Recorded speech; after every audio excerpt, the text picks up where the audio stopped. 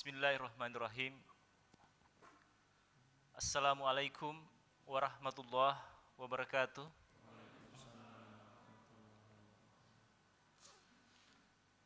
Alhamdulillahirabbil alamin.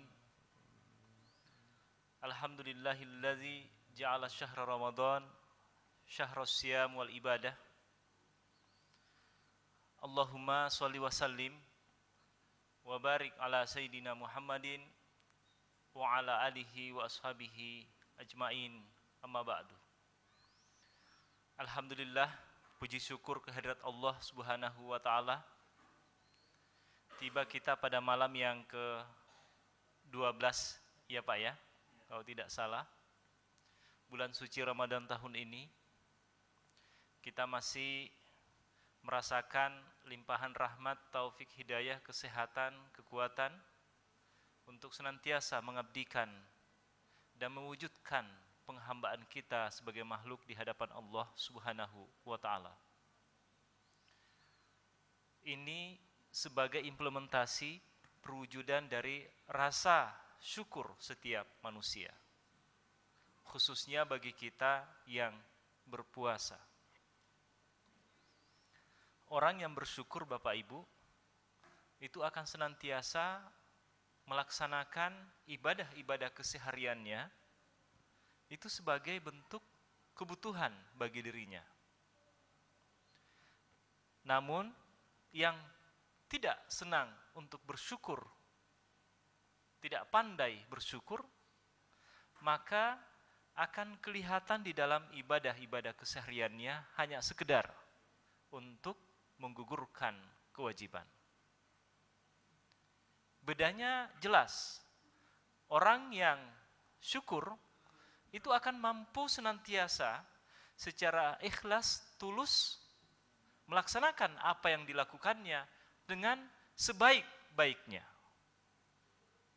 Akan mampu merasakan dan menghadirkan Allah Subhanahu wa taala di dalam hati nurani ketika dia melaksanakan ibadah-ibadah vertikal kepada Allah Subhanahu wa taala. Salat khusyuk, puasa imanan wahtisaban. Dengan sebenar-benarnya puasa, itu ukuran-ukuran bagi orang yang khusyuk.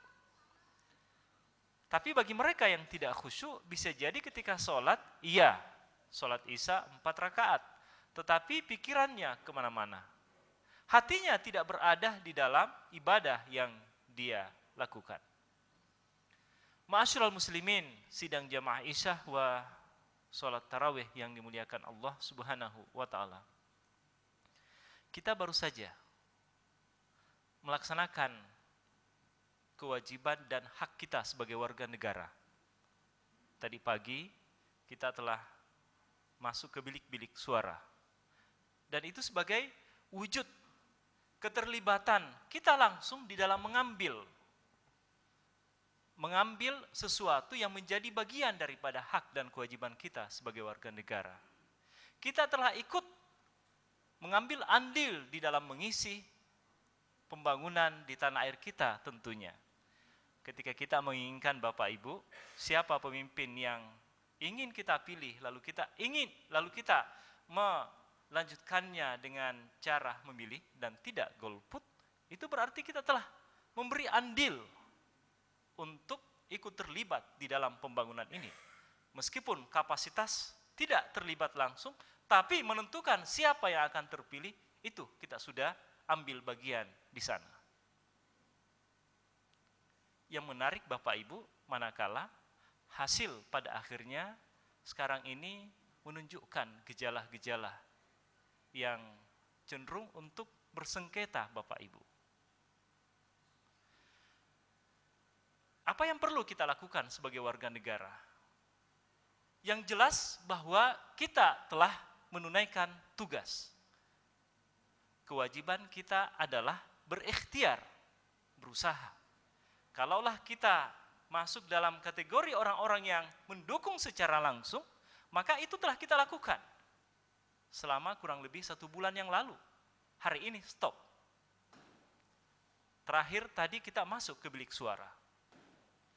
Lalu kemudian kita tentunya mengiringinya dengan berdoa. Bukankah usaha dan upaya oleh Allah Subhanahu wa taala akan senantiasa dilihat dari ketulusan hati dan amal soleh seseorang. Innallaha la yanzuru ila suwarikum wa a'malikum walakin yanzuru ila qulubikum. Innallaha la yanzuru ila suwarikum wa amwalikum walakin yanzuru ila qulubikum wa amwalikum. Saya kira ini menjadi indikator Bapak Ibu terkait dengan persoalan apa yang akan dipandang oleh Allah Subhanahu wa taala di dalam perilaku keseharian kita. Hadis ini menyebutkan Allah tidak akan melihat kepada manusia dari sisi amwal, harta benda, dan suar dalam bentuk rupa kita, hitam putih, atas bawah, status sosial. Allah tidak akan melihat ke sana. Tetapi yang akan dilihat, yang akan dinilai dari setiap diri manusia adalah ketulusan hati dan amal soleh. Ketulusan hati kalau kita puasa itu terkait dengan niat Bapak Ibu. Niat sungguh-sungguh kita di dalam beribadah puasa, itu yang akan dinilai senantiasa oleh Allah Subhanahu wa taala. Nah, di dalam implementasi, di dalam wujudnya kita memberi andil di dalam pembangunan ini, itu telah kita lakukan. Kita telah terlibat memilih dan kemudian berdoa. Salah satu doa yang diajarkan oleh Rasulullah SAW terkait dengan kepemimpinan adalah Allahumma walli ilaina khiyarana wala tuwalli alaina syirarana. Ya Allah, ya Tuhanku, karuniakan kepada kami pemimpin yang terbaik di antara kami. Dan janganlah engkau memberikan kepada kami pemimpin yang tidak baik. Ukuran baik dan buruk, nah ini yang dilema yang ada pada diri kita. Untuk menilai baik buruk sesuatu, ulama fikih memberi bingkai. Wallahu yatawalla as-sarair,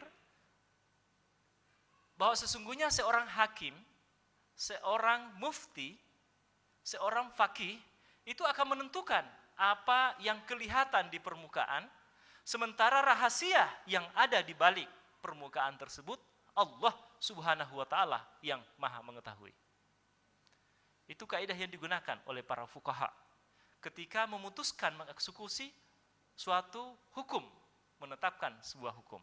Nah, saya kira ini bisa diimplementasikan dalam kaitannya dengan pemilihan presiden kali ini. Bahwa mari untuk kita berusaha, pilih sesuai dengan hati nurani, siapa dari dua pasangan ini yang kemudian akan bisa membangun dan memberi menjadi pemimpin yang baik buat kita seluruh Indonesia untuk masa jangka 5 tahun ke depan. Adapun ketika pilihan kita salah, maka itu kita sudah berlepas dari sana. Bahwa yang ada adalah ikhtiar yang kemudian diiringi dengan doa, Allah Subhanahu wa taala yang akan menentukan, yang akan menetapkan langkah-langkah berikutnya. Sebuah ketetapan yang cukup baik dari agama. Jangan kemudian ketika terjadi persengketaan yang nampaknya terjadi di media massa kita lihat, lalu kemudian yang akan diiringi oleh masyarakat yang akan pada akhirnya saling gontok-gontokan, ini jangan sampai terjadi di masyarakat kita. Alhamdulillah Indonesia masuk dalam kategori negara demokrasi.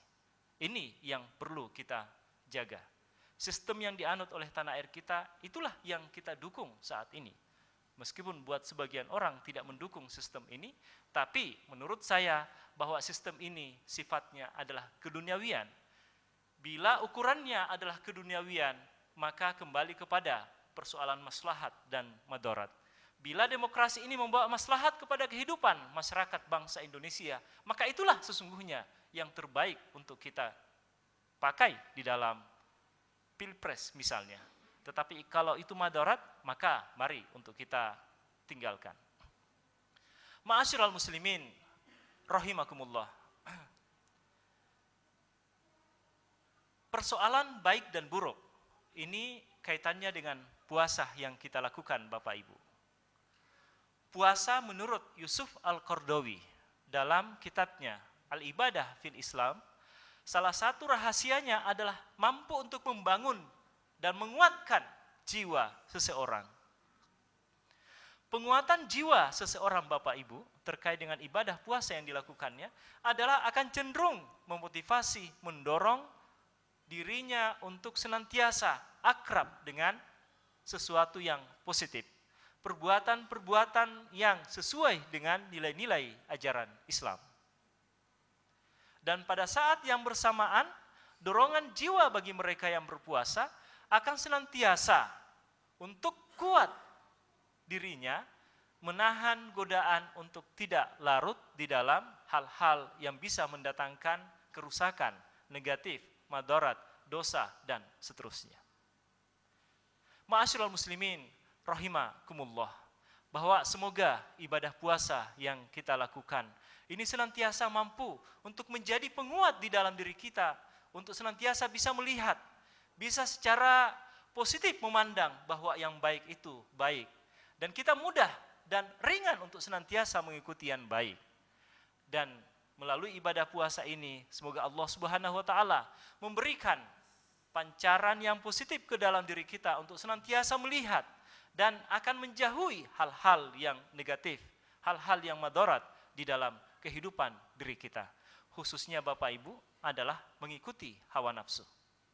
Puasa menurut ulama ilmu jiwa menyebutkan bahwa puasa itu erat kaitannya dengan produktivitas kerja. Orang yang senantiasa berpuasa Bapak Ibu, kemampuan untuk menahan nafsu lapar dan haus, itu pada ujungnya adalah kemampuan untuk bekerja secara positif dan produktif dimanapun dia berada. Dan kemampuan untuk mengendalikan seks tidak liar dan kasar Bapak Ibu, kita mampu mengendalikan itu, maka pada ujungnya akan melahirkan manusia, sosok orang-orang yang ilmuwan, cendekiawan di mana dia berada. Oleh sebab itu Bapak Ibu, bagi kita seorang pimpinan, seorang yang memegang kebijakan, tidak ada salahnya ketika menerima, menseleksi seorang karyawan pegawai untuk kemudian memasukkan salah satu item. Bapak, Ibu, calon pegawai, biasakah Bapak Ibu melaksanakan puasa Senin Kamis? Jika itu iya, maka insya Allah ini menjadi garansi Bapak Ibu bahwa usaha, perusahaan, institusi, lembaga di mana kita berada, bila diisi dengan orang-orang yang seperti ini, insya Allah akan senantiasa melahirkan usaha yang maju, meningkat. Mengapa? Karena pegawainya memiliki produktivitas kerja yang baik dan memiliki kapasitas, profesionalitas kerja yang mumpuni di bidangnya. Semoga terakhir ibadah puasa sekali lagi mampu untuk senantiasa menjadikan diri kita sebagai manusia yang takwa. Manusia yang dalam arti bisa dekat secara rohani kepada Allah Subhanahu wa taala, dan pada saat yang bersamaan implementasi ibadah-ibadah sosial kita dalam interaksi, dalam hubungan dengan sesama manusia memberikan hal yang positif.